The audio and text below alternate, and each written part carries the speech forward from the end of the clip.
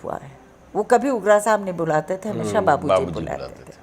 कह रहे बाबूजी को स्ट्रोक हुआ है।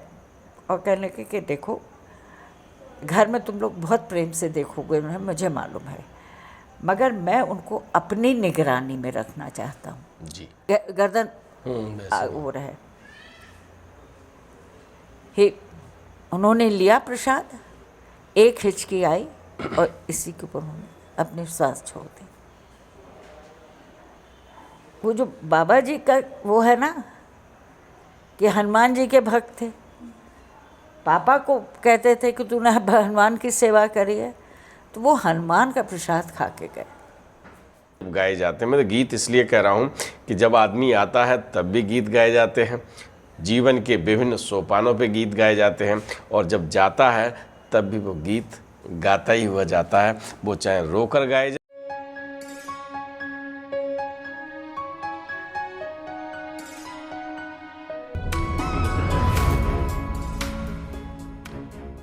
मित्रों, विदाई हमेशा दुख देती है।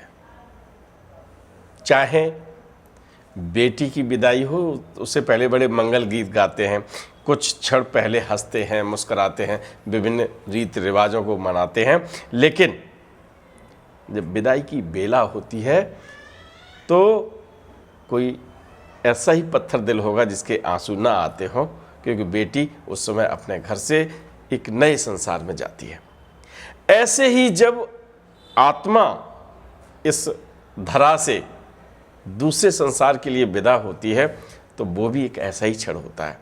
वहाँ चित्त चिर परिचित परिजन रिश्तेदार जो भी हैं सुनते हैं, उनकी आंखें नम होती हैं। चलिए आज हम आपको ऐसी एक बेला में लिए चलते हैं जहाँ उग्रा साहब की बड़ी कथाएं हमने सुनाई। आज उग्रा साहब कैसे विदा हुए, आज हम उन्हीं की सुपुत्री सुमित्रा जी के मुँह से सुनते हैं। दीदी, बड़ा दुखद प्रश्न है कि क्योंकि केहर सिंह जब गए, केहर सिंह का नाम आप तो परिचित होंगे, सुना हुआ है। केहर सिंह जी गए तो वो वृंदावन में विदा हुए, है ना। और रब्बू दादा ने अपनी किताब में लिखा है कि जब उनकी चिता जल चुकी थी और तब वो उनकी चिता के सामने नाचे थे। एक अलग प्रसंग मैंने सुनाया है।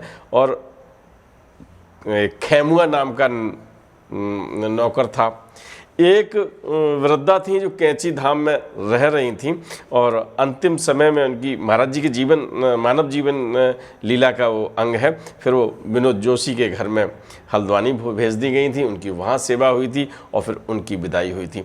तो विदाई के गीत जब गाए जाते हैं, मैं तो गीत इसलिए कह रहा हूँ कि जब आदमी आता है तब भी गीत गाए जाते हैं, जीवन के विभिन्न सोपानों पे गीत गाए जाते हैं, और जब जाता है तब भी वो गीत गाता ही हुआ जाता है, वो चाहे रोकर गाए जाए और चाहे हंसकर।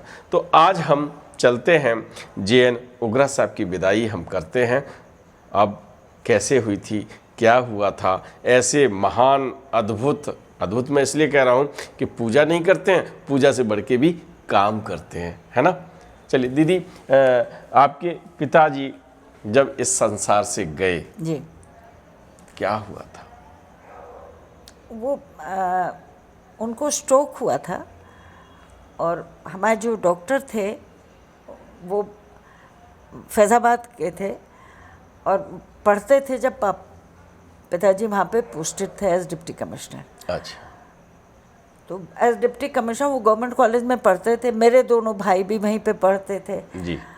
तो डॉक्टर साहब भाइयों को तो देखते ही थे, और राजन भाई के बड़े वो फैन थे, क्योंकि भाई क्रिकेट खेलते थे। अरे वाह। हाँ, खुद ही डॉक्टर साहब ने कहा कि मैं बहुत उससे देखता था इनको।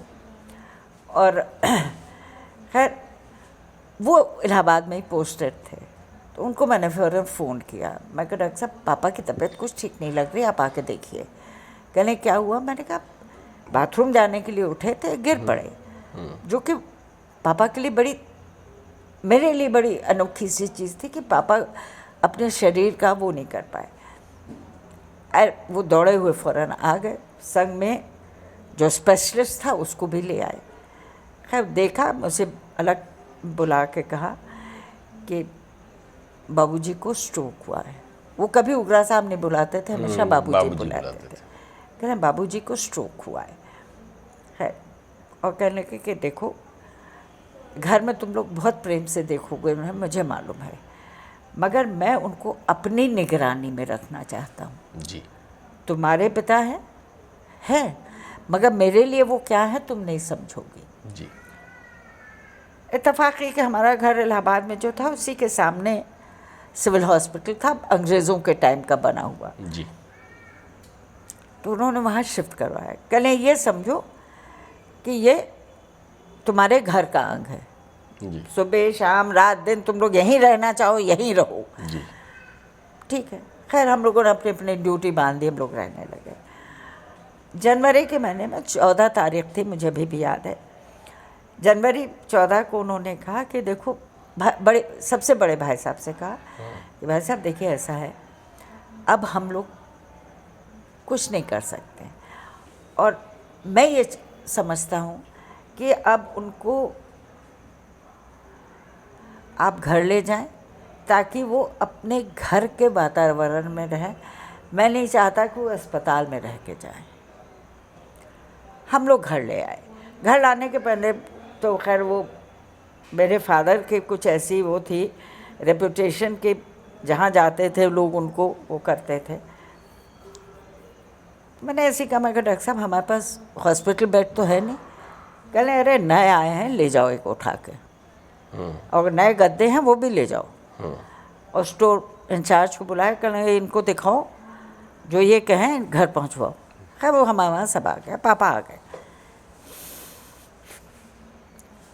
18 तारीख को एकादशी थी। तो सन कौन सा था? 93। 93। हाँ, 18 तारीख को एकादशी थी, पिताजी की तिथि की वर्षगांठ थी, उसी दिन वो पैदा हुए थे। तो कहने लगे कि सुबह मैं बात कर रही थी उनसे, मैं कहा पापा भी हम नहा धो लें, हम जाएंगे मंदिर। अच्छा, मैं सिविल लाइन्स वाले मंदिर को हमेशा कहती थी पापा आपके मंदिर। आपके मंदिर। हाँ। तो उन्होंने यूँ करके देखा मुझे, बड़ी जो ब्लैंक आंखें रहती थी उनकी बिल्कुल वैसी, उसमें कुछ एक जैसे रजिस्टर हुआ माइंड में। जी।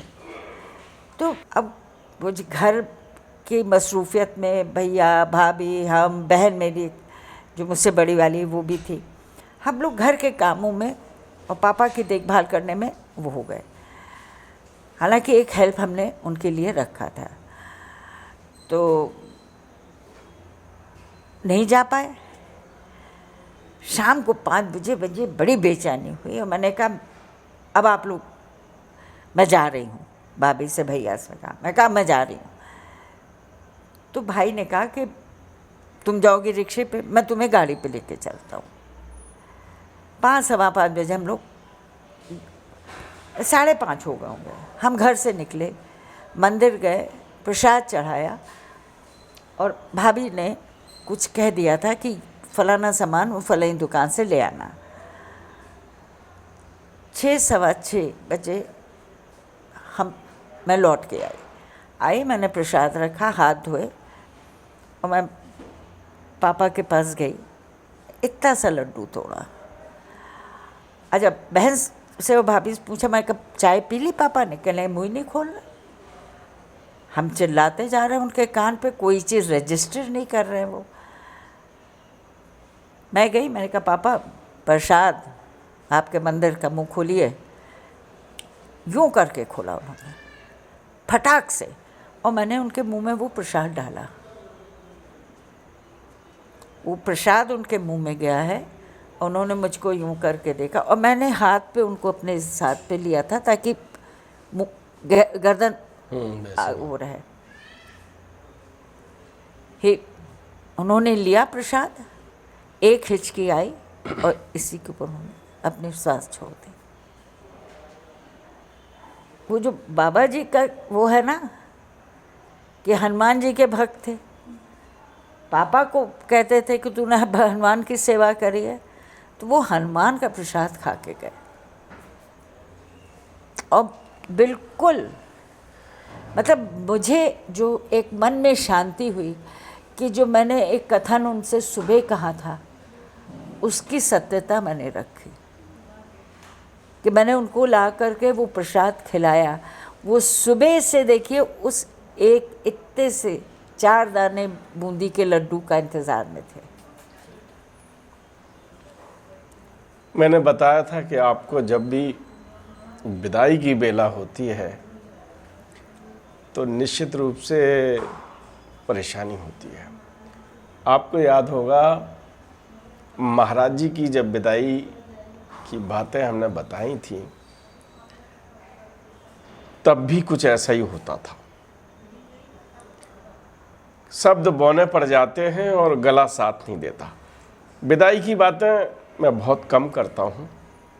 मैं सोचता हूँ कि जन्म और विदाई के बीच का जो माहौल है हम उसी में बने रहें।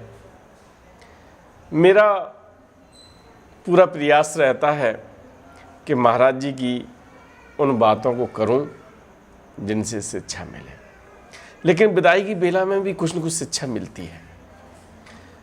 आपने देखा कि हनुमान जी के लिए सेवा करते रहे और हनुमान जी का प्रसाद पाकर इस लोक को राम राम कह गए। मित्रों, अशोका दीदी गई। अशोका दीदी जब गई तो मैंने उस दिन एक वीडियो में आपसे निवेदन किया था कि आज बाबा नीम करोरी की आप सेवा कर सकते हैं, और बड़ी संख्या में लोग लखनऊ पीजीआई पहुंचे थे। मैं अपने किसी काम के लिए किसी से कहने से पहले 10 बार सोचता हूं, लेकिन उस दिन हमने ऐसे लोगों को भी फ़ोन किए थे जिनको मैं जानता था और मैं ये भी जानता था कि वो वहाँ एक चिकित्सीय सुविधा, अच्छी सुविधा उपलब्ध करवा सकते हैं। हम उन्हें भी आज धन्यवाद देते हैं। उन्होंने वहाँ उन्हें जितनी शक्ति थी उनकी उपलब्ध करवाई और वहाँ बड़ी संख्या में भक्त पहुँचे थे और अशोका दीदी वहाँ विदाई ले गई थी। आज फिर से हम महाराज जी के अनन्य भक्त JN उग्रा साहब की विदाई की है, और विदाई की बेला में केवल एक ही फिर से प्रार्थना करता हूँ कि जहाँ पर हो, जैसे हो, क्योंकि आत्मा कभी मरती नहीं, महाराज जी उन्हें अपना संरक्षण प्रदान करते रहें। इन्हीं शुभकामनाओं के साथ आज लेता हूँ विदा। राम राम।